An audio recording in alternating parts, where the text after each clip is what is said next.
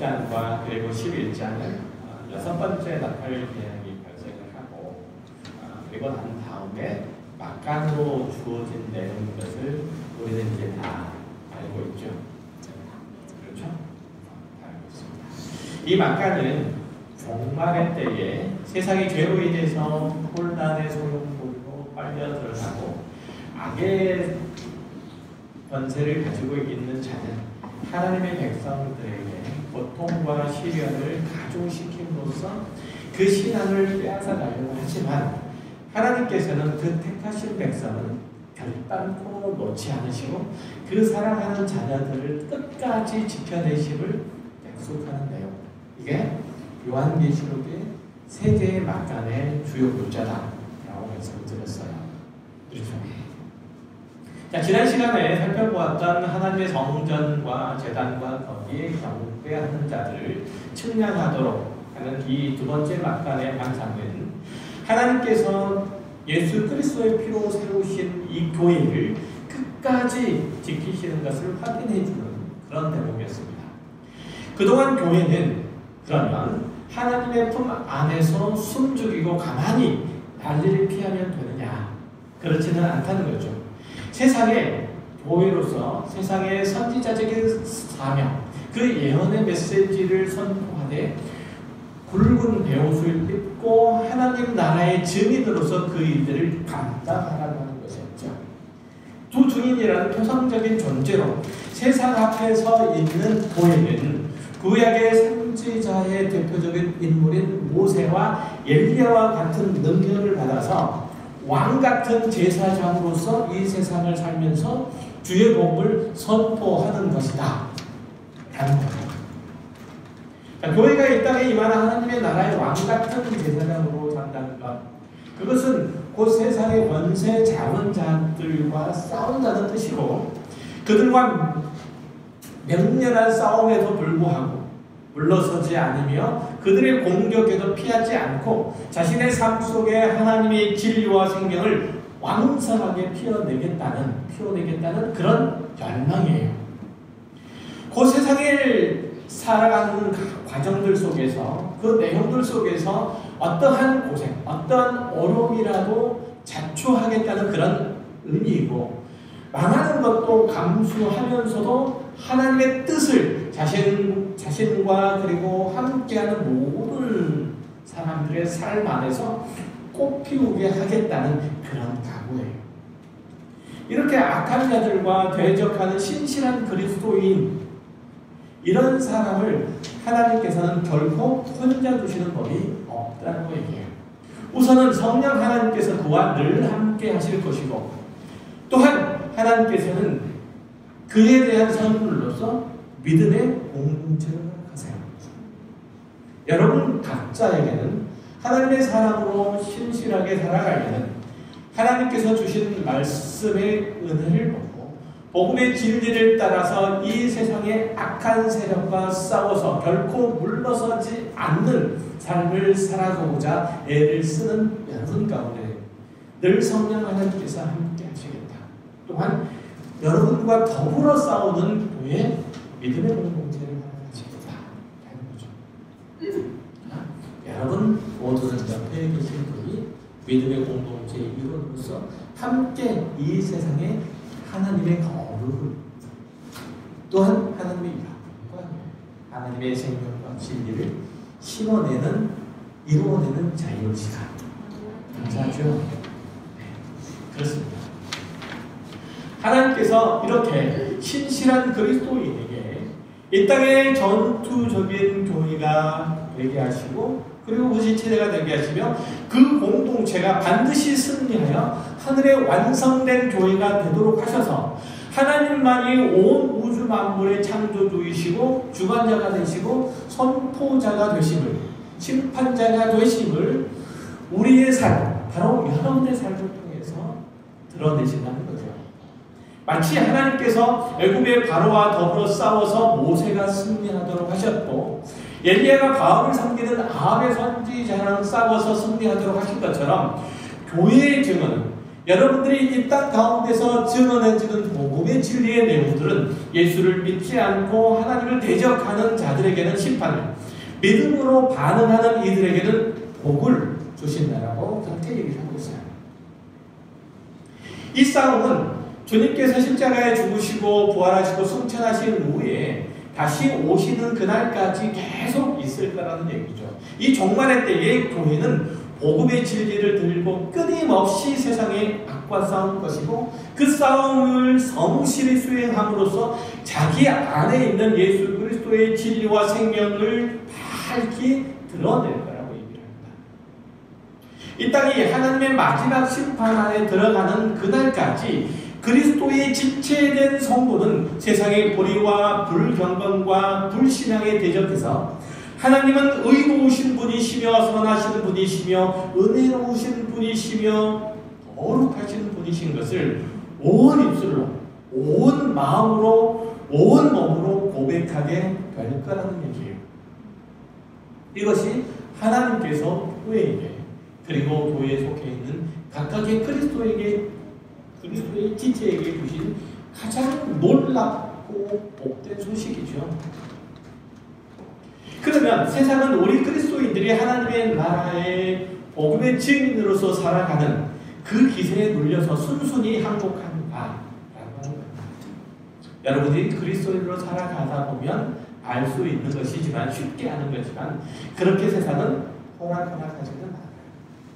세상의 권세를 잡은 자는 하나님의 사명을 받들어서 신실하게 살아가는 자들을 괴롭게 하고 심지어는 죽이는 데 내어주기까지 한다고 오늘 본문이 얘기를 하고 있어요.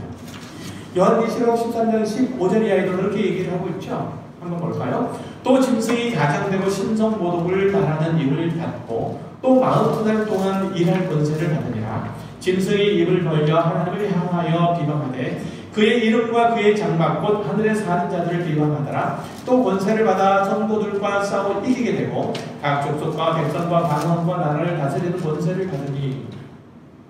자, 마귀에게 권세를 받은 이 짐승이 성도들과 싸워서 마치 자기들이 다 이겨놓은 것처럼 그렇게 위세를 떨 거라는 얘기예요. 한 구절 더 볼게요. 요한계시록 20장 7절. 자, 천년이 참에 사탄이 그 옥에서 놓여 나와서 땅의 사람 백성 곧 곡과 마곡을 미혹하고 모아 싸움을 그치리니 그 수가 바다의 모래 같으리라. 그들이 지면에 널리 퍼져 성도들의 진과 사랑하시는 성을 부르매 하늘에서 불이 내려와 그들을 태워버리고. 자, 악한 자가 나와서 지면에 널리 퍼져 있는 성도들의 삶의 처소와 환경 가운데 불을 진을 치고 그들과 싸워간다는 거예요. 바로 여러분과 그렇게 싸워가고 있는 중이라는 얘기예요.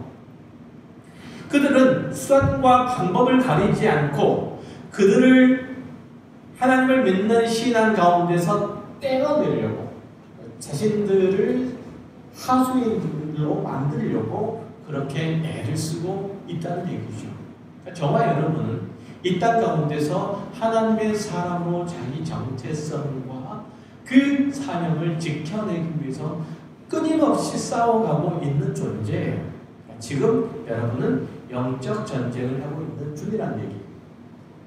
반대로 이 땅의 성도들은 공격에 대해서, 이들의 공격에 대해서 심각한 타격을 받는다라고 얘기를 하죠. 그렇다고 해서 아주 망하는 것은 아니라는 거죠. 그 박해를 겪는 동안에도 계속해서 하나님의 심판과 영원한 천국을 증언함으로써 오히려 그 악한 세력에게 하나님의 영적 심판을 가한다라고 얘기해요. 마치 엘리야와 모세가 하나님의 백성을 박해하고 하나님께 불순종하고 우상을 섬기는 왕들에게 심판을 내린 것처럼 교회도 하나님의 예언자적 공동체로서 그들을 박해하는 이들과 우상 숭배자들에게 하나님의 심판과 경고의 메시지를 계속 전할 수 있게 된다는 거죠. 그러면서 이들 둘 간의 갈등과 대립은 점점 커져가요. 여러분이 그리스도의 사람으로서 하나님의 말씀을 쫓아 세상의 악과 싸워서 계속 전투를 하는 동안에 그것은 여러분들이 하나님의 심판의 메시지, 하나님의 경고의 메시지를 세상의 악한 세력이 계속 보내고 있는 중이라는 얘기예요. 그냥 중요하고. 자, 이어서 오늘 본문 7절을 볼게요. 그들이 그 증언을 마칠 때 무적행으로 올라오는 짐승이 그들과 더불어 전쟁을 일으켜 그들을 이기고 그들을 죽일 터인즉, 이렇게 얘기하죠. 두 증인인 고해가 그 증언을 마칠 때에 무적행으로부터 올라오는 짐승이 그들을 이기고 또 죽인다는 얘기죠. 굉장히 당혹스럽지 않아요? 그렇죠? 사탄의 하수인인 짐승이 교회와 싸워서 이긴다고 하니까 말이죠. 그러나 그들의 이김은 내가 이 반석 위에 내 교회를 세우리니 음부의 권세가 이기지 못하리라 라는 주님의 약속, 이것을 절대 거스르는 것은 아니에요. 여기서 짐승이 교회를 이기는 것은 그 능력과 권세와 힘이 교회와 그를 지키시는 힘, 하나님의 것을 능가했기 때문이 아니라 그 증언, 교회가 그 증언하는 사명을 다했기 때문에 그런 거예요. 교회는 그리스도의 복음을 증언하는 책임을 완수하는데 외적인 모습이, 꼭 그 외적인 모습은 망한 것 같이 보인다, 이런 얘기예요. 분명히 교회가 하나님께서 주신 사명을 완수했는데 그 완수하고 난 다음에 그 외적인 모습이 어떤 모습이라고요? 망한 것 같은 그런 모습이에요. 마치 예수 그리스도께서 당신의 구원 사역을 다 이루었을 때 그의 육체는 십자가에 달려서 비참하게 죽은 그 모습과 같이 말이에요. 그러나 그의 죽음은 세상의 공격에 대해서 어떤 방어적인 능력이 없어서가 아니라 그의 십자가 지심이 하나님의 의를 이루는 일들이었기 때문이었던 것처럼 교회의 마지막 모습도 하나님의 공의로 심판하신 분이심을 드러내는 일들이어야 되고, 그 일들은 굉장한 시련과 환난을 동반한다고 얘기를 해요. 마태복음 24장에 보면 예수님께서 제자들에게 마지막 때에 관한 가르침을 주시는 대목이 나와요. 거기에 보면 만약 하나님께서 그날을 감하지 않으시면 모든 육체가 구원을 얻지 못할 것이지만 그러나 택하신 자들을 위해서 그날을 감하실 거다라고 말씀하세요. 그러니까 하나님의 보호하심이 없으면 살아남을 사람이 없을 만큼 악한 자의 횡포와 그리고 탄압이 강하게 밀어덮칠 거라고 얘기했죠. 그러나 그 마지막 날에 대한 모든 주권이 하나님께 있다는 거예요. 음부의 권세라도 감히 이기지 못한다는 얘기예요. 감히 하나님의 교회를 상하게 하거나 아주 망하게 하지 못한다는 얘기죠. 아무리 악한 자가 발악을 한다 할지라도 하나님 손에 붙들린 그의 백성, 그의 자녀를 빼앗아가는 일들은 결단코 없다는 거예요. 하나님의 백성, 하나님의 자녀가 그에게 맡겨주신 사명을 완수하지 못함이 없단 말이에요. 그러나 오늘 보면 7절에서 보는 것처럼 이 악의 세력이 이겨 보이는 것은 아까 말씀드렸던 것처럼 교회가 자기 사명을 다 수행했기 때문이에요. 그 증언이 끝났기 때문이죠. 예를 들면 베드로와 바울이 그들의 복음 증거하는 일 때문에 로마에서 죽임을 당했잖아요. 그렇죠? 그렇다고 해서 그리스도의 복음이 쇠한 것도 아니고 그들이 이 땅에 세운 교회가 무너진 것도 아니, 하나님의 뜻이 좌절되는 것도 아니잖아요. 그렇죠? 역사를 아는 누가 그들의 사역을 실패로 돌아갔다고, 그들의 죽음이 헛되다고 말할 수 있어요. 이제는 마지막 심판만 남아있기 때문에 이제는 짐승의 세력은 마지막 발악을 하게 된다는 뜻일 뿐, 하나님께서 일하시고 지키심에도 불구하고 하나님의 백성이 그 구원의 완성에서 미끄러지는 일들을 당하는 것은 결코 아니라는 얘기죠. 자, 그러면 이 두 증인인 교회를 대적해서 죽이는, 그러니까 무적에서 올라오는 그 짐승이 누구일까요? 그 짐승이 요한계시록을 연구하는 모든 이가 관심 있게 보았고, 그리고 거의 같은 답을 내놓고 있어요. 그럴 것이 이 짐승의 정체, 이 짐승의 정체는 성경을 아는 유대인들은 너나너나 할 것 없이 다 떠올릴 만한 그런 사람이에요. 그런 존재라는 거죠. 다니엘서 7장 1절을 볼게요. 제가 오늘 설교의 내용을 많이 준비를 했어요. 빨리 진행을 해야 되는데 잘 들으셔야 돼요.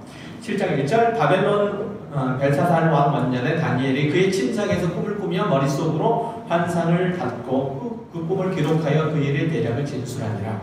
다니엘이 진술하여 이르되 내가 밤에 환상을 보았는데 하늘에 내 바람이 큰 바다로 몰려불더니 큰 짐승 넷이 바다에서 나왔는데 그 모양이 각각 다르더라. 첫째는 사자와 같은데 독수리의 날개가 있다니 내가 보는 중에 그 날개가 뻗었고 또 땅에서 들려서 사람처럼 두 발로 서게 함을 받았으며 또 사람의 마음을 받았더라. 또 보니 다른 짐승 곧 둘째는 곰과 같은데 그것이 몸 한쪽을 들었고 그 입의 입 사이에는 새 갈빗대가 물렸는데 그것에게 말하는 자들이 있어 이르기를 일어나서 많은 고기를 먹으라 하였더라. 그 후에 내가 또 먼저 다른 짐승 곧 표범과 같은 것이 있는데 그 등에는 새의 날개 넷이 있고 그 짐승에게 또 머리 넷이 있으며 권세를 받았다.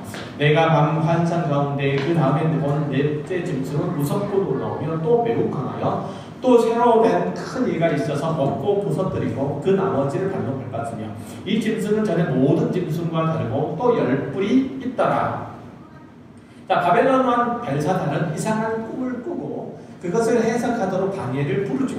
그 꿈의 내용들을 보면 네 짐승이 나오는데 첫 번째 짐승은 사자 같고 두 번째 짐승은 곰 같고 세 번째 짐승은 표범 같아요. 그리고 네 번째 짐승은 전체 모습은 묘사되어 있지 않고 다만 이제 이전 짐승들보다 훨씬 더 무섭다는 것 정도, 강력하다는 정도만 있어요. 그 이는 새고 그 발톱은 노시고 그리고 머리는 10뿔이 있다는 거죠. 이 네 짐승은 성도들을 박해하는 악한 왕들 그리고 그의 나라들을 세상 나라들을 대표해요. 세계 고대사에서 가장 강력하게 제국을 형성했다.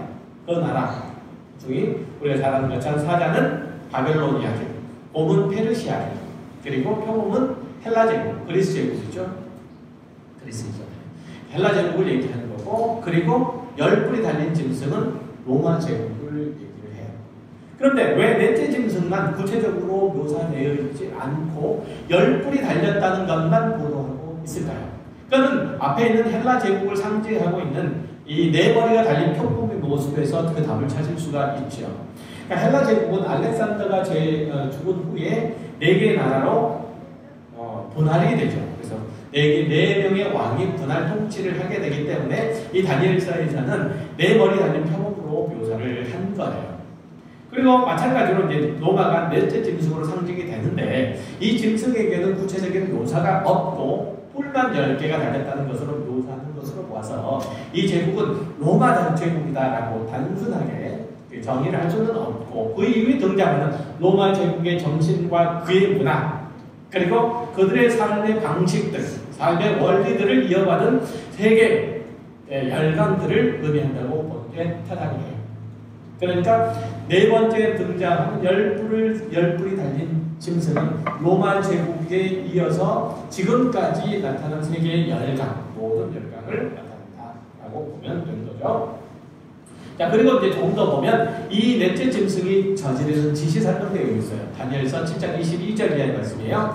옛적부터 항상 계신 이가 와서 지극히 높으신 이의 성도들을 위하여 원한을 풀어주셨고 때가 이르매 성도들이 나라를 얻었더라. 모신 자가 이처럼 이르되 넷째 짐승은 곧 땅의 넷째 나라인데 이는 다른 나라들과는 달라서 온 천하를 삼키고 밟아 부서뜨릴 것이며 그 10뿔은 그 나라에서 일어날 10왕이요 그 후에 또 하나가 일어나니 그는 먼저 있던 자들과 다르고 또 새 왕을 복종시킬 것이며 그가 장차 지극히 높으신 이의 말로 대적하여 이를 말로 대적하여 또 지극히 높으신 이의 성도를 괴롭게 할 것이며 그가 또 때와 법을 고치고자 할 것이며 성도들은 그의 손에 붙인 바 되어 한 때와 두 때와 반 때를 지내리라. 그러나 심판이 시작되면 그는 권세를 빼앗기고 완전히 멸망할 것이요 나라와 권세와 온 천하들의 권위세가 지극히 높으신 이의 거룩한 백성에게 붙인 바 되리니 그의 나라는 영원한 나라이라. 모든 권세에 있는 자들이 다 그를 섬기며 복종하리라.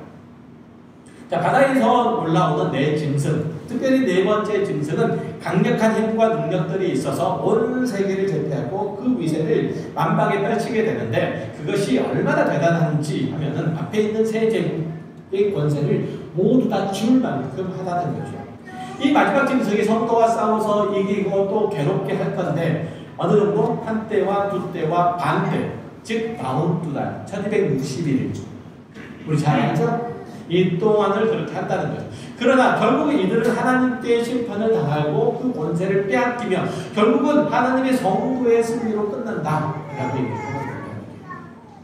다니엘은 첫째 짐승을 거쳐서 지금 둘째 짐승의 시대인 페르시아 시대를 살고 있어요. 지금 다니엘은 지금.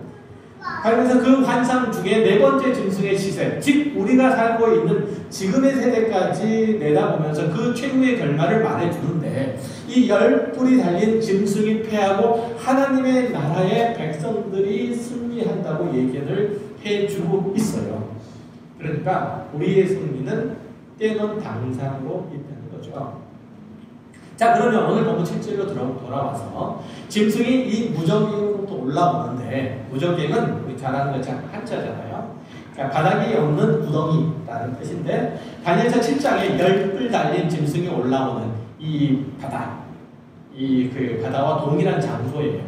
고대인들은 바다의 수심을 잴 수 있는 능력들이 없었기 때문에 바다 깊이, 특별히 빛이 들어오지 않는, 닿지 않는 깊은 곳이 그저 깜깜하고 끝을 알 수 없는 구덩이와 같은 그런 곳이었어요.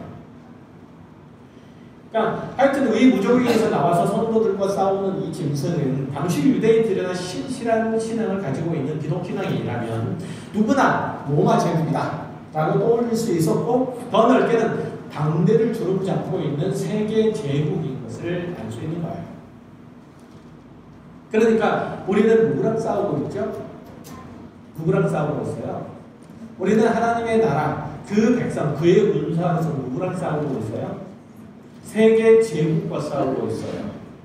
세계 제국과 싸우고 있다는 것은 무슨 뜻이냐면 이 세상 나라의 가치, 문화, 그리고 권력, 그리고 사고방식, 그리고 삶의 원리, 이런 것들과 싸우고 있죠. 그러니까 어찌 보면 우리에게 가장 강력한 대적이 뭐예요? 세계 대적이 제국이 어찌 보면 자본주의라고 일컬어진 돈이 이 세상의 근본이다. 이것과 싸우는 거예요. 그렇죠? 이 세상에 돌아가는, 이 세상에 움직이는 근본적인 원리는 누구로부터 나온다? 누구로부터 나온다? 세상 사람들이 생각할 때 돈으로부터 나온다. 돈으로부터 나온다. 자본주의잖아요. 그러나 우리는 누구로부터 나온다고 알고 있어요? 하나님께로부터 나온다고 알고 있잖아요. 이게 신본주의, 하나님주의예요. 싸울 수밖에 없는 거죠. 자, 그러면 이 네 개 제국을 더 정확하게 말하면 그 제국의 왕들이 왜 짐승으로 묘사가 되었을까요? 왜? 그러니까 네 개 제국 하면은 아까 얘기했던 것처럼 바벨론, 페르시아, 헬라, 로마, 그리고 그 이후에 세계 제국을 얘기하는데 이 네 개 제국의 제국들과 그를 다스리는 왕이 왜 짐승으로 표현이 되었느냐고요. 그것은 이스라엘의 침략자이고 약탈자이고 파괴자이고 압제자이기 때문에 이스라엘에 대해서는 맹수인 사자, 곰, 표범 이런 것들로 나타나는 거예요. 그렇죠? 그때 당시에 무서운 맹수, 짐승의 모습으로 이 세계 제국을 표현하고 있다는 거죠. 그러나 그것들은 단순하게 예루살렘과 성전만을 파괴하는 것이 아니라 하나님을 대적하고 전 세계에 흩어져 있는 하나님의 백성, 교회를 박해하고 약탈하고 살해하는 세력을 얘기하는 거죠. 그러니까 하나님의 나라에 대적해서 자신들의 나라를 건설하고 하나님의 백성들을 괴롭히며 하나님의 나라의 일들을 방해하는 일들, 이런 것은 세계 역사 가운데 늘 있었고, 이런 제국은 주님 오시는 그날까지 예수 그리스도께서 이 땅에 오셔서 이 세계 제국을 다 심판하실 때까지 있을 거예요. 자, 주일 5시간에 살펴본 것처럼 가인과 라멕과 그리고 니므롯, 그리고 바벨탑을 쌓은 이런 사람들이 늘 있었잖아요. 그렇죠? 있었잖아요. 그리고 그들은 아수르나 바벨론으로 이어지죠. 이 세상 제국들의 뒤에는 항상, 이런 제국들 뒤에는 항상 짐승이 있고, 이 짐승이 하나님의 교회를 핍박하고 마지막 때에 공개적으로, 공언적으로 발악을 한다고 그렇게 얘기를 해요. 그러니까 우리 그리스도인들이 이 땅을 살아가면서 그리스도인 밖에 살면 살수록 이 땅이 살기 어렵구나라는 사실을 탄식적으로 말할 수밖에, 고백할 수밖에 없는 거예요. 당연한 거예요, 그죠?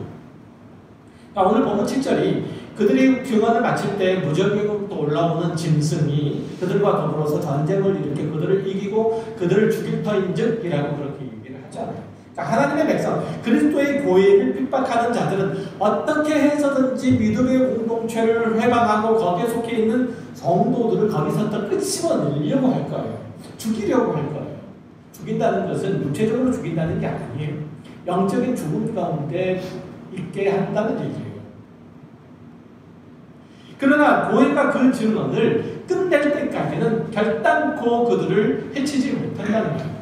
그러니까 여기서 증언을 마칠 때라는 이 어구 자체가 두 증인이 증언을 종료하는 시점을 얘기하는 것이 아니라 주의 복음이 세상의 끝까지 전파되고 하나님의 택하신 자가 하나도 빠짐없이 구원을 얻는 하나님의 나라에 들어가는 하나님의 구원 사역이 완성될 때까지 그 짐승이 위세를 떨치지 못한다는 하나님의 구원의 완전성을 얘기를 하는 거예요.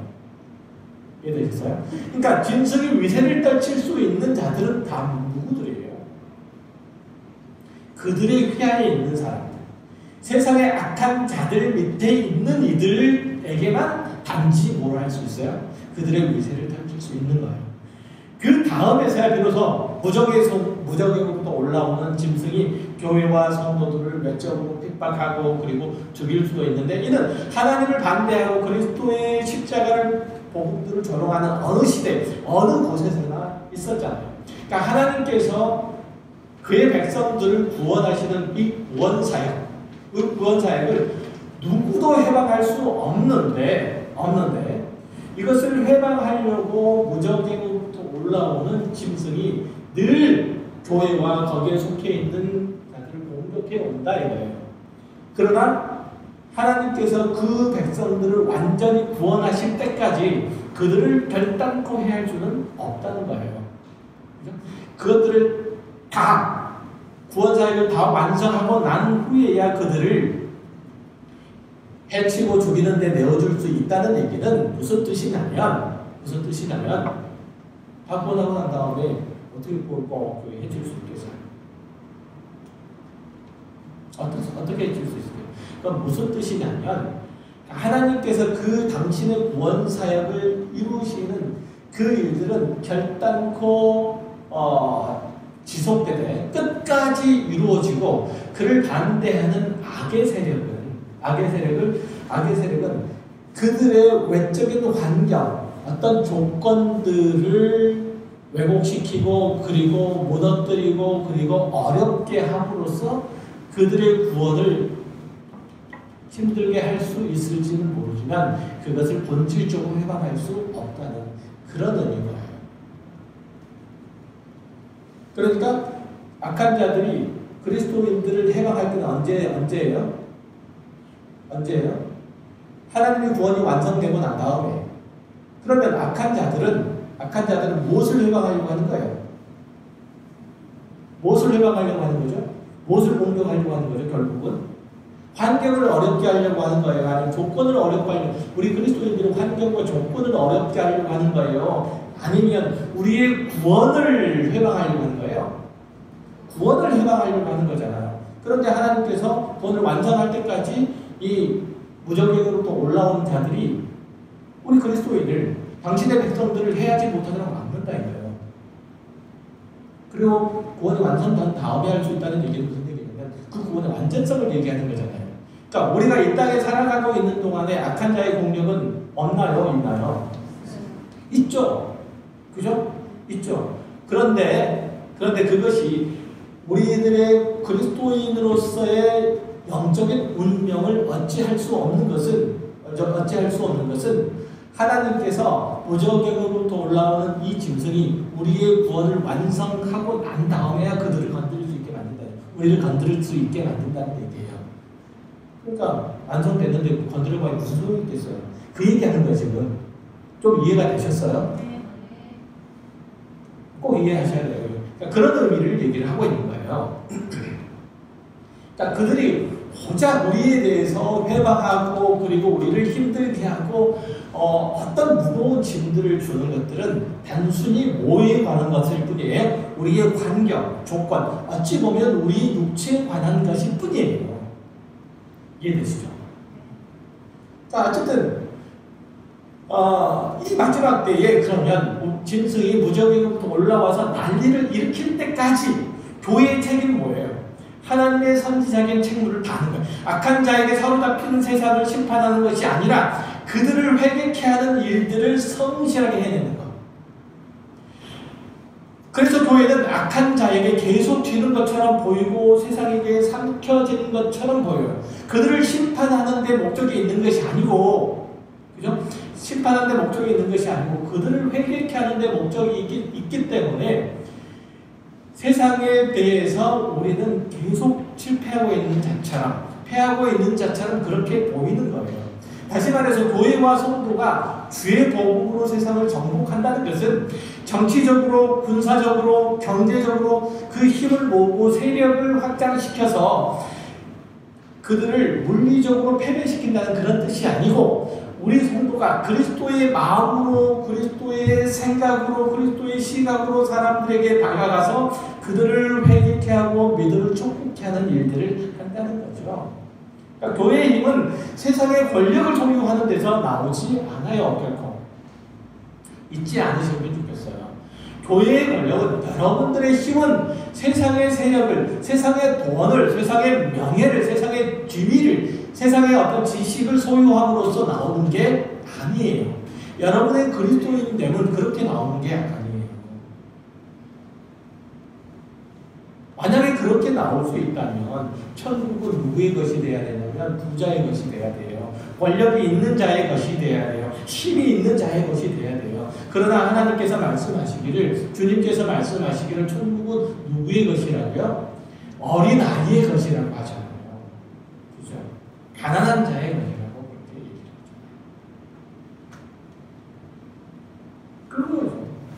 그러면 이렇게 질문할 분이 있을지 모르겠어요. 5절과 6절에 나오는, 만일 누구든지 그들을 해하고자 하면 그들의 입에서 불이 나와서 그들의 원수를 삼켜버린다는 것이나 하늘을 닫아서 비를 오지 못하게 한다는 것이나 물이 변해서 피가 되게 한다는 건 무슨 말이냐. 지난주에 설명했던 것처럼 구약의 두 대표적인 인물이 모세와 엘리야가 행한 이적을 교회가 한다는 것은 초자연적인 행위를 한다는 뜻이라기보다는 우리 교회가 악의 세력과 그들이 섬기는 우상들 앞에서 하나님만이 참신이고 하나님만이 모든 생명의 근원이시고 참 구원자이시며 그분의 뜻과 계획을 거스를 수 있는 존재는 아무도 없음을 드러내는데, 어떠한 장애물도, 우리가 드러내는데 어떠한 장애물도 있을 수 없음을 말해주는 표현이에요.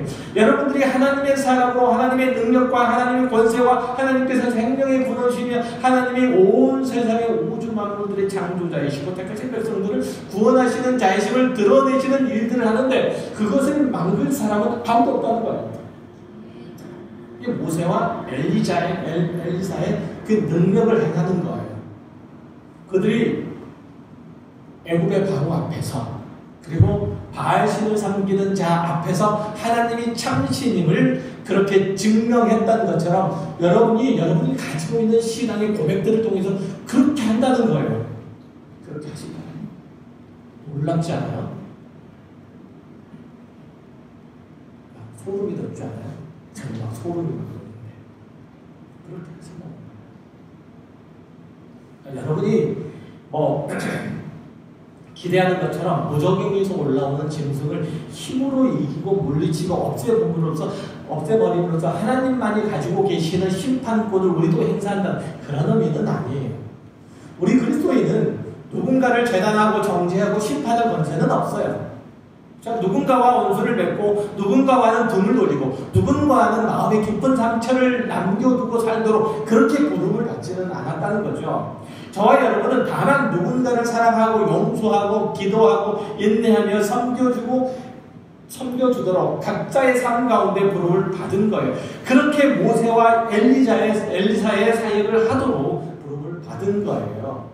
그렇게 하나님께서는 온 세상의 우주 만물과 그리고 거기에 속해 있는 모든 것들을 지으신 분이시며 그리고 통치하신 분이시며 끝내신 분이시라는 것을 무엇을 통해서? 여러분들의 용서와 사랑과 기도와 인내와 섬김과 충성을 통해서 순종을 통해서 보이는 거예요.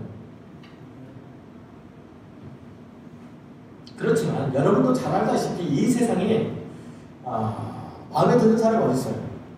한 입을 덮고 자는 부부 사이도 한 피를 나누어 가진 형제도 마음과 생각이 달라서 갈등하잖아요. 이해관계와 셈법이 달라서 서로 멀어 보일 때가 있죠. 그런데 내가 내 형제를, 내 자매를, 내 부모를, 내 아들과 딸을 그리고 내 교회의 식구들을 포용하고 사랑해야 되니까 죽을 맛이잖아요. 여러분들에게 가장 죽을 맛을 많이 주는 사람은 누굽니까? 옆에 있는 입을 덮고 자는 사람. 이 사람이 죽을 맛을 가장 많이 주죠. 안 그렇습니까? 그렇잖아요. 죽을 맛이죠. 예수를 믿으면 평생 평안하고 그리고 모든 일에 기쁨이 넘치고 그렇지 않아요.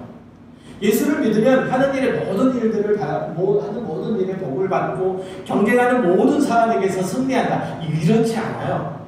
예수를 열심히 믿으면 믿을수록 고단하고 괴로워서 죽고 싶다는 생각이 들 때가 한두 번이 아니에요. 다 때려치우고 싶다는 생각이 들 때가 한두 번이 아니에요. 그냥 다이나마이트 이렇게 딱 몸에 메고 그냥 자폭하고 싶다는 생각이 들 때가 한두 번이 아니에요. 여러분 어떠신가요? 저는 매일 그렇게 사는데 제가 그래서 이거만 있잖아요. 그러나 그런 상황을 이겨내고자 하는 몸부림만이 예수를 믿는 증거, 즉 물이 변해서 피가 되게 하고 하늘 나라에서 비가 오게 하지 못하는 하나님께서 온 우주 만물의 창조주이시고 심판자이시고 구원주이심을 드러내는 길들이라면 감당해야 되잖아요. 순교하기까지 믿음의 인내를 하는 것만이 이는 내 사랑하는 아들이요 내 기뻐하는 자라 라는 칭찬을 불러오는 유일한 길이라면 마땅히 여러분 자신이 그 십자가를 지는 마음으로 끝까지 견뎌야 하는 거잖아요. 그렇죠? 여러분은 그렇게 그리스도의 고난에 동참을 하도록 부름을 받았고 십자가를 짐으로써만 성도는 그의 증인된 역할을 감당하도록 부름을 받았으며 성경은 그것이 그리스도인의 권세다. 그리스도의 권세는 어디서 나온다고요? 각자에게 각자에게 태어있는 그 십자가를 짐으로써만 그 권세가 나온다. 아멘. 자, 이제 다 한 거예요. 이제 다 동의한 거예요. 우리 권세는 누구에서 어디에게서 나온다고요? 십자가를 짐으로써만 나온다. 그리스도인의 권세는 십자가를 짐으로써만 나온다. 라고 생각을 하셔야 돼요. 이렇게 신앙생활하기 결코 쉽지 않죠. 그래서 지금 많은 사람들이, 많은 그리스도인들이 대충 살죠. 핍박과 혼란들을 피하고 어렵고 억울한 일들을 안 당하려고 꼼수를 부려요. 자기가 미련하고 어리석어서 어려움 당하는 것이야 당연하다고 그렇게 치부하겠지만 그리스도인으로서 신실하게 살아가면 일이 더 어렵게 되니 좀 피해보겠다라는 심산을 가지고 있는 이들이 꽤 있죠. 교회만 멀찍이 떨어져서 교회만 왔다 갔다 하는 사람이 있고 열심을 냈지만 뜻대로 안 되면 하나님께 따져도 묻는 사람들이 있죠. 왜 하나님 내가 이렇게 성실하게 줄을 따르고 정직하게 신앙생활을 하는데 어려움이 옵니까? 이렇게 나오죠. 그러나 성경은 그게 정상이라고 얘기를 해요. 그게 정상이야. 여러분의 인생이 고달프지 않고 순탄하기만 하다면 그것은 오히려 신앙생활 잘 안 하고 있다는 뜻이기도 해요. 모든 일이 순조롭게 돌아가고 옆에 있는 사람들이 여러분에게 다 호의적이라면 여러분은 아마도 신앙의 깊은 잠에 빠진 사람일 거예요. 없는 사람처럼 잠만 자는데 사탄이 뭘 신경 쓸 필요가 있겠어요? 끝까지 깨지 않고 잠을 잘 자도록 잘 이불도 덮어주고 다독거려주고 그래 이렇게 가는 거지. 그렇잖아요. 그러니까 그렇게 분위기를 맞춰주는 거죠. 내가 신앙생활을 하면 할수록 마치 욕처럼 이렇게 하실 거라면 내가 왜 나를 왜 예수 믿게 하셨습니까? 하나님 나를 왜 불러가지고 이 고생을 시킵니까? 이런 질문을 쏟아놓게 하는 거예요. 이게 신앙생활의 현 주소예요. 현 주소. 다시 말해서 예수를 믿고 신앙을 지키고 하나님의 자녀답게 산다는 것을 종말론적인 시각으로 해석하자면 이웃하는 사람에게 너 그렇게 네 욕심대로 살면 안 돼. 너 그렇게 이 세상의 마지막인 것처럼 살면 이 세상이 마지막인 것처럼 다음 세상 주님께서 오시는 세상이 없는 것처럼 살면 안 돼. 너 그렇게 죄악 가운데 살면 하나님의 심판을 받을 수밖에 없어. 이런 질문을 여러분의 입술로 말고 여러분의 삶으로 보여줘야 돼요. 입술로 보여주면 상대방은 상처를 입지만 삶으로 보여주면 상대방의 신앙에 큰 도전이 되죠. 그렇다면 여러분의 삶은 불로 연단한 금이 될 수밖에 없어요. 지금 여러분의 몸과 마음이 여러분의 영혼이 불이 붙을 수밖에 없는 거예요. 열정으로? 아니. 어찌 보면 신앙생활을 하는 것 때문에 겪는 많은 고난과 시련과 악한 자들의 공격으로 인해서 불이 나는 거예요. 그럴 수밖에 없는 거죠.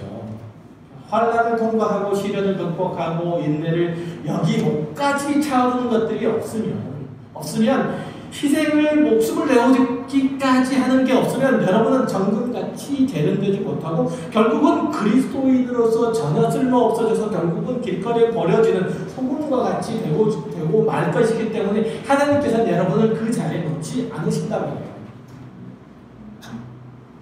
힘들죠. 힘들어요. 어렵지요. 어려워요. 제가 어찌를 모르겠습니까? 저도 이 세상을 살아가는 사람인데 고통스럽죠. 그러나 그 시간들을 통해서 우리는 하나님의 사랑으로 조금씩 만들어지고 채워지고 온전해지잖아요.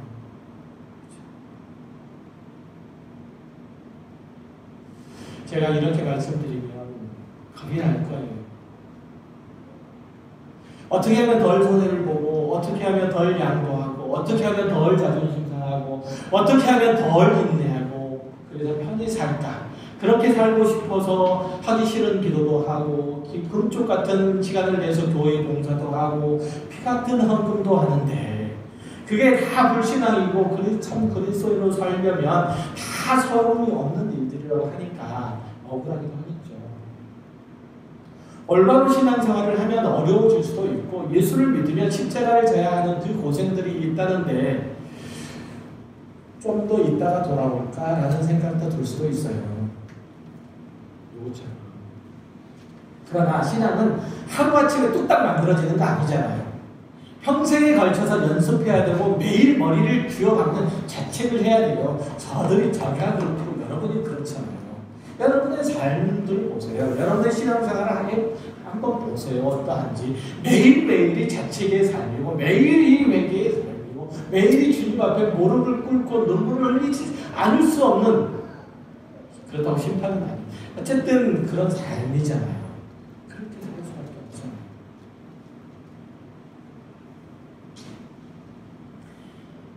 어떤 분야들이든지 탁월한 재능을 발휘하려면 어린 나이에 연습을 해서 배울수록 좋잖아요. 그러니까 습관처럼 배어있는 게 이게 복된 거죠. 복된 거예요. 마찬가지로 믿는 가정에서 태어나서 말씀 안에서 양육된 사람들은 신앙이 마치 습관처럼 배워요. 이게 정말 복된 일들이에요. 신앙 훈련은 작은 일부터 되는 거고 그래야 큰 일에 충성할 수 있어요. 오늘 하루 주를 위해서 사용하지 못하는데 어떻게 평생을 주를 위해서 헌신한다고 얘기할 수 있겠습니까? 여러분이 믿음 안에서 신앙생활 잘하면 이전보다 훨씬 더 힘들어지고 대접을 못 받을 거예요. 그렇게 될 거예요. 제가 확신하던데. 오늘 본문 8절에 뭐라고 얘기를 해요? 복음에 증인된 삶을 살면 악한 자들에게 죽임을 당하고 그들의 시체가 큰 성 길에 있으리라고 얘기하지 않아요. 그게 두 주민의 운명이에요. 교회의 운명이에요. 여러분의 운명이에요. 여러분의 운명. 그 죽임을 당해서 그 시체가 성의 큰 성 길에 있잖아요. 고대 사회에서 죽은 자의 시체를 장사를 지내지 못하게 하고 길거리에 방치하는 것, 그것은 사자에게, 죽은 자에게 가장 가장 치욕스러운 일이에요. 마치 참수형을 내리고, 우리나라에 보면 참수형을 내리고 목을 사람들이 잘 보이는 저작거리나 내거는 표수하는 거라고 하죠. 이렇게 하는 것과 똑같아요. 그런데도 그리스도인으로서 마지막을 맞을 거냐. 그런데도 그렇게 성경을 물어보고 있는 거예요. 오늘 본문을 물어보고 있는 거예요. 지금 여러분이. 그런데도 너 그리스도인으로 살래? 하나님의 대변인으로 살래? 선지자적 삶을 살래? 제사장적 삶을 살래? 왕같은 삶을 살래? 라고 물어보는 거예요. 또 그런 자들만 11절에서 약속한 바와 같이 그리스도의 부활에 동참하게 된다고 얘기를 해요. 그런 자들만. 그리스도와 함께 고난을 받아라. 그리하면 그리스도와 함께 영광의 자리, 영광의 멸관을 받게 된다는 얘기죠. 요한계시록을 읽으면서 말세에 일어나는 환난과 시련, 그로 인해서 두려움을 면도해주는 방법을 찾으려고 하면 전혀 잘못 접근하고 있는 거예요. 예수를 믿는 사람들만 마지막 환난에서 제해주고 악한 자의 공격에 대비해서 보호해줄 만한 그런 장치를 만들어두지 않았는가, 마련해두시지 않았을까라고 그런 식으로 이해해서 7년 대환란 이전에 그리스도인들이 공중으로 들림을 받아서 사람들이 고통을 받는 그 고통에 참여하지 않아도 된다. 이런 식으로 위로하는 것은 계시록에는 없어요. 미안하지만. 그러니까 7년 대환란이 되기 전에, 일어나기 전에 그리스도인들은 다 공중으로 휴거가 되어서 그 환란은 안 겪어도 된다. 성경에는 그런 얘기 없다니까요. 지금이 7년 대환란 시기예요. 지금. 여러분을 갈수록 대담해지는 악한 자의 공격에 당당히 대응해서 이길 실력을 그래서 길러야 해요. 그것이 하나님께서 원하시는 거예요. 하나님은 여러분에게 마지막 승리를 주시겠지만 그 승리는 여러분의 훈련과 그로 인해서 향상된 여러분의 신앙 실력에 근거한 것이지 그저 철없는 손자를 엉덩이를 두들겨서 비유를 마치듯이 그렇게 이 세상을 살게 하고 그리고 더 편한 하늘나라로 데려가기 위해서 예수님께서 십자가에 죽으신 것 아니란 말이에요. 그래서 사도 바울은 디모데후서 4장 1절에서 이렇게 권면해요. 하나님 앞과 살아있는 자와 죽은 자를 심판하신 그리스도 예수 앞에서 그가 나타나실 것과 그의 나라를 두고 엄히 명하노니 너는 말씀을 전파하라. 때를 어떤지 못하든지 항상 임수라. 범사에 오래 참음과 가르침으로 경책하며 경계하며 권하라. 때가 이르르니 사람이 바른 교훈을 받지 아니하며 귀가 가려워서 그의 자기의 사욕을 따를 스승을 많이 두고 또 그 귀를 진리에서 돌이켜 허탄한 이야기를 따르리라. 그러나 너는 모든 일에 신중하여 권한을 받으며 전도자 일을 하며 내 직무를 다하라. 바로 여러분에게 주신 말씀이잖아요. 여러분은 하나님의 말씀을 증거하되 입술로 그리고 삶 전체로 빛으로 소금으로 멸망에 가는 세상의 소망으로 그렇게 증거하는 여러분의 삶으로 저와 여러분은 무정에서 올라오는 짐승이 뒤락해나가는 세상에 살고 있어요. 그 속에서 짐승과 싸우되 목숨을 걸고 하나님의 사람으로 여러분의 삶의 자리를 지키되 예수께서 당신의 목숨을 내어주신 것과 같이 우리는 기꺼이 주의 복음을 위해서 헌신합니다. 그러니 때를 어떤지 못어떤지 말씀을 전파하는 삶이어야 되고 늘 근신하고 선과 악, 하나님의 뜻과 짐승의 유혹을 분별할 수 있는 지혜가 있어야 하는 것이죠. 그것이 여러분의 직무예요. 여러분은 어둠 속에서 빛을 비추는 그러한 삶을 살고 있어요. 그 빛은 여러분 자신에게서 나오는 것이 아니고 예수 그리스도로부터 나오는 거예요. 성령께서 비춰주시는 거예요. 하나님께서 여러분에게 그 빛을 주시는 거예요. 그 빛을 여러분은 반사하는 것 뿐이에요. 그래서 여러분의 삶 가운데서 늘 하나님과 교제함이 있어야 되죠. 말씀 가운데 늘 참여하고 있어야 되는 것이고요. 그래서 제가 12시 9분까지 지금 설교하고 있잖아요. 지금 12시 9분인데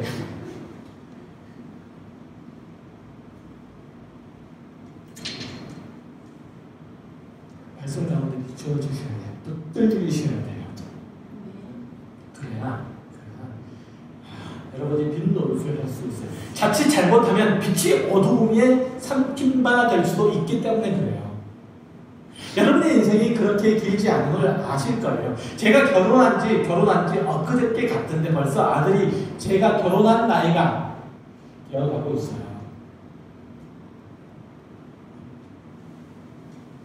지난번에 저희 아버지 오셨잖아요. 전사님이 오셨나? 제가 아들 중에서 아버지를 제일 많이 닮았대요. 젊었을 때 아버지는 별로 안 닮은 것 같은데 나이 들어서 아버지 돌아가시면 어느 순간인가 열도하면서 아버지 얼굴이 나타날지 몰라요. 돌아가신 아버지 어머니 얼굴이 보인다니까요. 여러분 안 그러십니까? 여러분 젊은 시절에 건강인 것 같죠?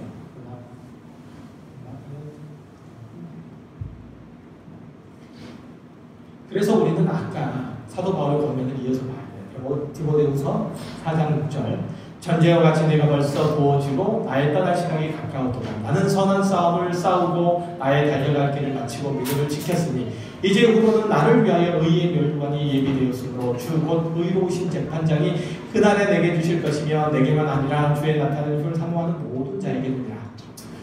자, 주께서 우리를 위해서 예비해 주신 그 나라, 그 영광, 그 멸관을 기대하고 소망하는 자세로 여러분을 살아갈 거예요. 하나님께서 여러분을 부르신 삶의 자리는 다 달라요. 그렇지만 그 모든 환경과 모든 조건들 속에서 참 그리스도인다운 신앙의 결기를 다지시기 바라요. 참 그리스도인다운 신앙의 열매를 맺으시기 바라요. 대강 살다가 대강 묻어서 천국에 갈 생각하지 마시고 지금 여러분이 책임지셔야 될 일, 나타내야 될 신앙의 도리, 확인해야 될 하나님의 성품, 그것들을 잘 감당하셔서 잘 가꾸셔서 이 어지러운 세상 가운데서 하나님의 영광스럽고 충성스러운 두 증인 죽더라도 그 일들을 감당하는 저와 여러분 되시기를 주의 이름으로 축원합니다. 기도하겠습니다.